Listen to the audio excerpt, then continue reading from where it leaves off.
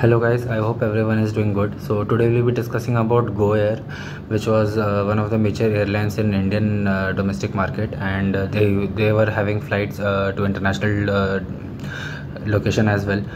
It was operating in basically lower segment airline. That means कि उनका जो fair tickets था, जो उनके टिकट के प्राइसेस थे कंपेरेटिवली चीप थे अगर हम लोग इंडियन एयरलाइन इंडस्ट्री में देखें, और अगर कंपेयर करें from airlines like Vistara and all, क्योंकि वो सब प्रीमियम सेगमेंट में काम करते हैं। तो इंडियन मार्केट से अगर हम लोग बात करने जाएंगे तो this flight was operating in lower level, lower segment, lower carrier basically, जिसको हम लोग एयरलाइन टर्म में बोलते हैं। बट इन सिंपल वर्ड्स आप ये समझ सकते हैं कि इनके जो टिकट प्राइसेस एंड ऑफरिंग्स थे वो इंडियन मार्केट में कंपेरेटिवली चीप था। एंड इनके साथ आप देखेंगे कि और कौन से एयरलाइंस आते हैं, तो वो आपके स्पाइस जेट एंड इंडिगो ये सब आते हैं। So now in this today we will be discussing कि what was the journey of Go Air and how did it eventually landed in insolvency and bankruptcy.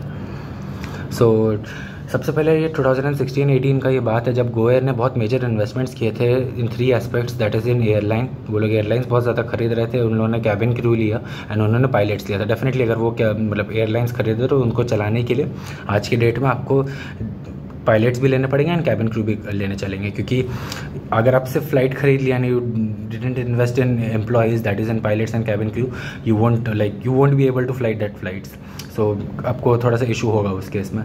तो अभी जैसे इन्होंने इन्वेस्टमेंट्स किया था तो उसके बाद फ्यूचर में 2 मेजर इश्यूज फेस किए गए थे Go Air के सामने। The first one was engine failure. So उन्होंने जो भी फ़्लाइट्स मंगवाए थे अपने किसी भी पार्टनर से, तो वहाँ पे इंजन फेलियर्स का बहुत ज़्यादा इशू हो रहा था। तो उसकी वजह से 2 प्रॉब्लम हुआ था। फर्स्ट प्रॉब्लम ये हो रहा था कि मेंटेनेंस कॉस्ट बढ़ रहा था, and the second was government के साइड से बहुत सारा रिस्ट्रिक्शंस लग जा रहा था। एंड जो DCG है, जो हम लोग की एयरलाइन एंड एयरपोर्ट्स को जो गवर्न करती है वो DCG है, उनके साइड से भी काफ़ी सारा गाइडलाइंस आ जा रहा था कि अगर आपके इतने इंजन फेलियर्स हो रहे हैं एक स्पेसिफिक इंजन को लेके, तो कोई भी फ़्लाइट्स अगर इस इंजन की हैं तो उनको आप नहीं उड़ा सकते। बेसिकली ऐसा नहीं कि सिर्फ ये Go Air भी फेस करता है।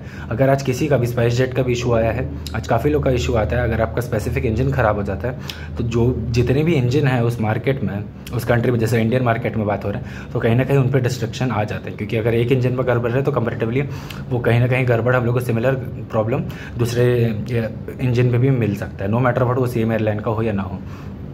And the second one was covid. So इन दोनों की वजह से मेन चीज़ क्या हुआ था कि जैसे इंजन फेलियर हो गया था तो जितना भी उन्होंने नया इन्वेस्टमेंट, नया इंजन मंगवाया हुआ था, उसकी वजह से वो सारे इंजन्स अब नहीं उड़ पा रहे थे because of government restrictions and DCG restrictions.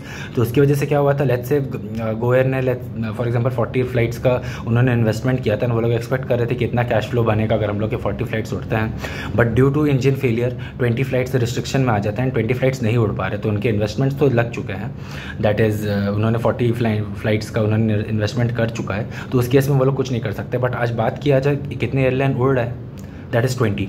सो उनके पास जो कैश फ्लो आएगा that will be of 20 airlines. तो कंपेरेटिवली कम एयरलाइंस थे, जिसकी वजह से उनके पास प्रॉफिट रेवेन्यू कम आ रहा था। एंड ऑटोमेटिकली अगर आपके पास रेवेन्यू कम आ रहा है एंड आपने इन्वेस्टमेंट्स कर दिए गए हैं फ्लाइट पे एंड कैबिन क्रू को लेने के लिए, पायलट के लिए, पायलट्स का क्या है ना कि आपको लेना पड़ जाता है। आप ऐसा नहीं कि आज आप 1 महीना हटा दिया, आपके पास फ्लाइट आ गई तो आप फिर से ले लिए हटा दिए, ऐसे नहीं चलता है। बिकॉज पायलट्स के जो सप्लाई होता है मार्केट में बहुत ज़्यादा लिमिटेड होते हैं, तो every company is trying to get best of the best quality. So उसकी वजह से क्या हुआ था, कहीं ना कहीं रेवेन्यू नहीं आ रहा था एंड कॉस्ट स्टेबल था, ये बढ़ता जा रहा था, तो उसकी वजह से प्रॉफिट स्क्वीज़ करने लगे थे। And the second aspect was Covid की वजह से काफ़ी जो इंडियन कस्टमर्स है वो अपने घर में ही रुक रहे थे, they were not coming out of their home, and उसकी वजह से एयरलाइंस की जो डिमांड थी वो गिरने लग गई थी। एंड बहुत बात किया जाए रेलवेज़ का, एयरलाइन का, तो comparatively airline was much more affected, क्योंकि यहाँ पर आपका मेंटेनेंस एंड ऑल बहुत ज़्यादा है as compare to railway industry. So now connecting both the points, first is related to less money and fall in profit. Basically I think fall in profit होगा, वहाँ पे fall in and profit लिखा हुआ है, so that will be fall in profit. So अब जैसे मैंने ये 2 पॉइंट को रिलेट करके बताया था कि रेवेन्यू कम आ रही है, कॉस्ट स्टेबल है, तो इसकी वजह से प्रॉफिट मार्जिन जो होते हैं वो आपके स्क्वीज़ कर गए थे। अब जैसे ही आपके प्रॉफिट मार्जिन स्क्वीज़ कर जा रहे हैं, आप पैसा नहीं कमा रहे हैं, एंड एयरलाइन इंडस्ट्री क्या है कि आपका बहुत कैपिटल इंटेंसिव इंडस्ट्री है, तो आपको बहुत ज़्यादा cash flow and all maintain करना पड़ता है। इसकी वजह से Go Air को क्या इशू फेस हुआ था, उन्होंने अपना जो क्रेडिटर्स को पेमेंट होता है, जो थर्ड पार्टी के साथ उनके ट्रांजैक्शंस होते हैं, फॉर एग्जांपल उनके जो पायलट्स होते हैं, कैबिन क्रू होते हैं, होटल में रुकते हैं, तो उनको उनके साथ भी डील रखना पड़ता है। फिर ये लोग ऑयल मार्केटिंग कंपनीज़ के साथ ऑयल लेते हैं तो उस पर भी उनको देखना पड़ता है। फिर ये जो फ़्लाइट का बिज़नेस होता है, आप अगर आप बताना मतलब अगर आप एक्चुअली जानना चाहेंगे तो कमेंट सेक्शन में बोलिएगा, मैं इसका एक अलग से वीडियो बनाऊंगा कि एक्चुअली फ़्लाइट कैसे लीज़ किया जाता है, पूरा प्रोसेस क्या होता है। तो लीज़ का भी आपको पेमेंट एंड ऑल ये सब करना होता है। तो ये गो एयर ने डिले करने लगा था क्योंकि उनके पास कैश क्रंच हो गया था because of engine failure and Covid. And उसकी वजह से फिर क्या हुआ था कि जैसे ही उन्होंने देखा कि अपने क्रेडिटर्स को वो लोग नहीं दे रहे, बेसिकली जो इंजन सप्लाई करते थे, जो पहले फ़्लाइट उनको लीज़ में देते थे, उनको जब पैसा नहीं मिल रहा था तो उन्होंने सप्लाई देना बंद कर दिया था।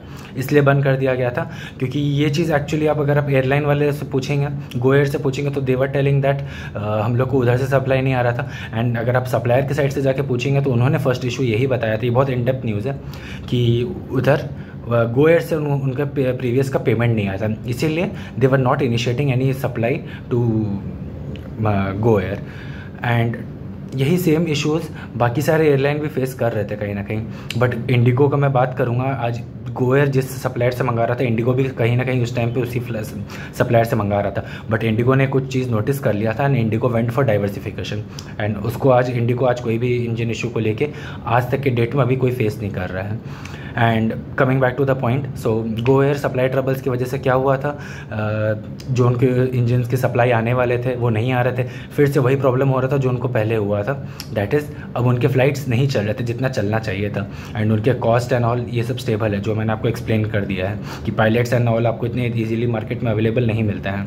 फिर फ्लाइट्स आपको लॉन्ग टर्म में लीज़ किया जाता है तो आपके कॉस्ट कहीं ना कहीं स्टेबल रहते हैं। एंड एक और बहुत बड़ा एस्पेक्ट है, that is crude oil. Crude oil अभी आपने देखे होंगे लास्ट 1 ईयर में बहुत ज़्यादा वॉलेटाइल थे and on a higher end बहुत ज़्यादा थे because of Russia Ukraine war. And OPEC ने भी बोला कि उन्होंने बहुत ज़्यादा सप्लाई कट किया, तो इसकी वजह से आपके प्राइसेस बढ़ गए थे।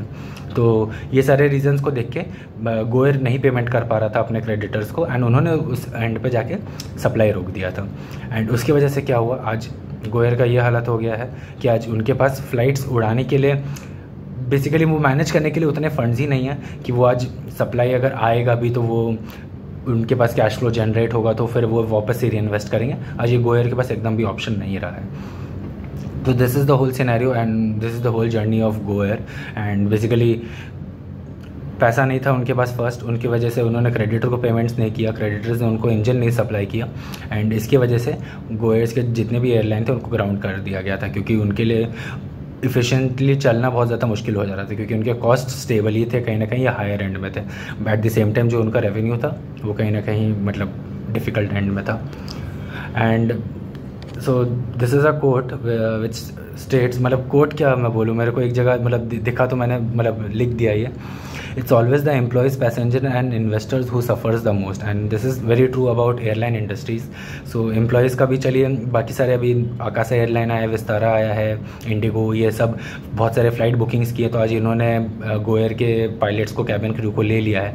बट आज अगर ऐसा नहीं होता तो आज एम्प्लॉयज़ काफ़ी अनएम्प्लॉयड हो जाते हैं एंड उनको नहीं मिलती जॉब क्योंकि जो आज पायलट वो definitely he will go into some field related to pilot, definitely he won't be working some other place.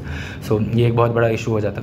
Passengers का इशू क्या हुआ था कि उन्होंने जो भी टिकट्स बुक किए थे उनका वो पैसा वहाँ पे अटका हुआ है। फिर एट द सेम टाइम अगर किसी को अर्जेंट मीटिंग में जाना था या कहीं पर भी जाना था वो उसका कैंसिल हो गया था क्योंकि बहुत इंस्टेंट गो एयर ने अनाउंस कर दिया था कि फ़्लाइट्स और नहीं चलेंगे। And basically the investors and the creditors who suffered the most, जिनका फंड्स उनको वापस नहीं मिलने वाला है।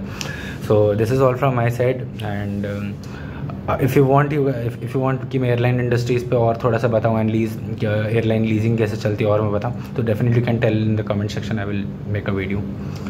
सो थैंक यू गाइस।